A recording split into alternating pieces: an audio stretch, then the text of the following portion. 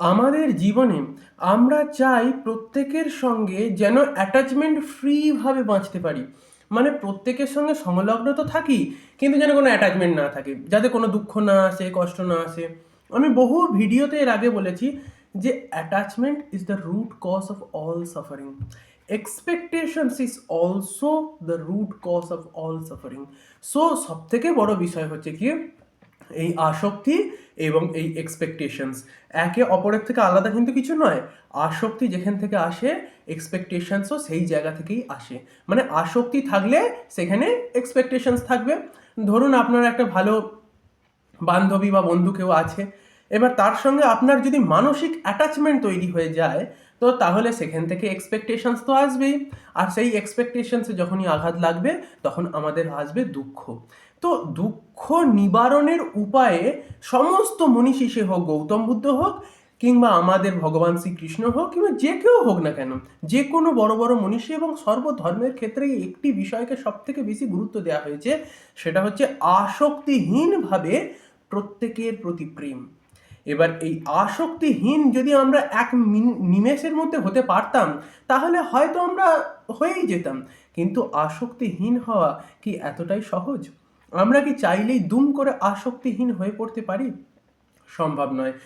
ঈশ্বরের এই যে মায়া, এই মায়া এত বিরাট মায়া, সেই মায়াকে ক্রস করা মানে, সাধারণ অবস্থায় যদি আমরা বলি যে হ্যাঁ আমরা মায়াকে ক্রস করে বেরিয়ে যাব, তার মানে আমরা সাক্ষাৎ ঈশ্বরকে ক্রস করে যাওয়ার কথা বলতে চাইছি।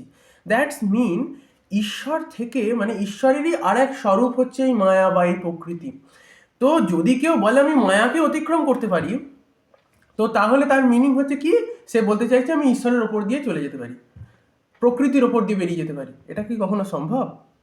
তো আমরা চাইলেই এক্সপেকটেশনস লেস হয়ে বাঁচতে পারি না, আসক্তিহীনভাবে দুম করে চাইলেই বাঁচতে পারি না। আমি একদম রিয়েলিটির বেসে বলছি যে আমরা সাধারণ অবস্থায় আসক্তিহীন হয়ে বা এক্সপেকটেশনস লেস হয়ে আমরা কোনোদিন বাঁচতে পারবো না সচরাচর। এবং এই সমাজের ক্ষেত্রে যদি সম্পর্কের ভেতরে থাকি, আসক্তি আসবে। যদি সম্পর্কের ভেতরে থাকি, তাহলে এক্সপেকটেশনস আসবে। তো তাহলে দুঃখ নিবারণের কি আর কোনো উপায় নেই? আছে। এখানেই একটা মজার ফান্ডা আছে, যদি আপনারা একটু বুঝে নেন, তাহলে খুব ভালোভাবে এখান থেকে বেরিয়ে আসতে পারবেন।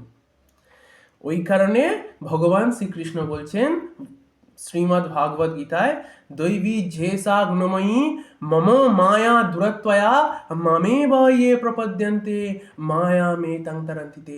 মানে এই দৈব গুণজাত বিরাট মায়া, এই মায়াকে অতিক্রম করা অতি দুস্তর। যা তা লোক এইসব মায়াকে অতিক্রম করতে পারবে না, আর কোনো মানুষই এই মায়াকে অতিক্রম করতে পারবে না। মায়াতেই আমাদের জন্ম হয়েছে, আমাদের শরীর, আমাদের অহম, আমাদের ইন্টেলেক্ট, আমাদের মন সব মায়া থেকে এসেছে। মনটাই তো ম্যাটেরিয়ালিস্টিক মাইন্ড। তো মাইন্ড যদি সাক্ষাৎ মায়া হয়ে থাকে, তো তাহলে কি করে বলা যায় যে মায়া ছেড়ে বেরোতে পারবো? তো তখন সেকেন্ড ফেসেসে কি বলছেন উনি, সেকেন্ড লাইনটাতে, মামে ইয়ে প্রপদ্যন্তে মায়া মে তাং তারান্তিতে। মানে মানে যে ব্যক্তি আমার প্রতি শরণাপন্ন হয়েছে, আমার প্রতি পূর্ণ সমর্পণ করে দিয়েছে, একমাত্র আমি তার মায়াকে সরিয়ে নিই। যা তা লোকের জন্য এই যোগ নয়, যা তা মানুষের জন্য এই দুঃখ নিবারণ সকলের জন্য সম্ভব হয় না। এই যে আজকের দিনে যে আমরা দেখতে পাই না, একটা মানুষ অপরজনকে কষ্ট দিচ্ছে, সে হয়তো তার কোনো ক্ষতি করছে না, তার সত্ত্বেও জোর করে ক্ষতি করতে যাচ্ছে। এগুলো কেন? প্রত্যেকে আমরা দুঃখিত হয়ে আছি, এবং যখনই অপরকে সুখে দেখছি কিংবা তার মুখে হাসি দেখছি, আমাদের কষ্ট হচ্ছে, ভেতর থেকে ফেটে পড়ছি, মনে হচ্ছে ও ক্ষতি করে দিই, আমার মতো ও দুঃখ পাক, আমার মতো ও কষ্ট পাক। এই বিচার বিশ্লেষণটা ভেতর থেকে চলছে, যার জন্য আজকে এত সংঘর্ষ। সেটা আমেরিকা হোক, ইউক্রেন হোক, রাশিয়া হোক, যে কোনো দেশের ক্ষেত্রে যদি অভ্যন্তরীণ সমস্ত সমস্যা দেখেন, এই জায়গা থেকেই সব তো সমস্যাগুলো আসছে। আর এগুলোকে সলভ করবার যে উপায়, সেই উপায় আমাদের ক্ষেত্রে বিশেষ কিছু মানে আমরা জানি না। তো সব থেকে বড় বিষয় কি, ভগবানের প্রতি সম্পূর্ণ সমর্পণ না করলে, নিজের ইন্দ্রিয় সকলকে, নিজের মনকে, নিজের দেহকে, নিজের আত্মাকে সম্পূর্ণ সারেন্ডার না করলে এখান থেকে আপনি বেরোতে পারবেন না। তো বেরোনোর উপায়ই একটা সম্পূর্ণ সমর্পণ। আর এই সমর্পণ কিভাবে করতে হবে সেই বিষয়ে আরও গভীরে আমি বলবো। কিন্তু আজকের এই ভিডিওটা এইটুকুই। আপনাদের যদি ভালো লেগে থাকে তো অবশ্যই আমার সঙ্গে জুড়ে থাকবেন, আমার এই ভিডিওটিকে সমস্ত ভক্তদেরকে শেয়ার করবেন। আমার সঙ্গে এতক্ষণ অবস্থান করবার জন্য আপনাদেরকে প্রেমপূর্বক হৃদয়ের অভ্যন্তর থেকে অনেক অনেক ধন্যবাদ। রাম রাম।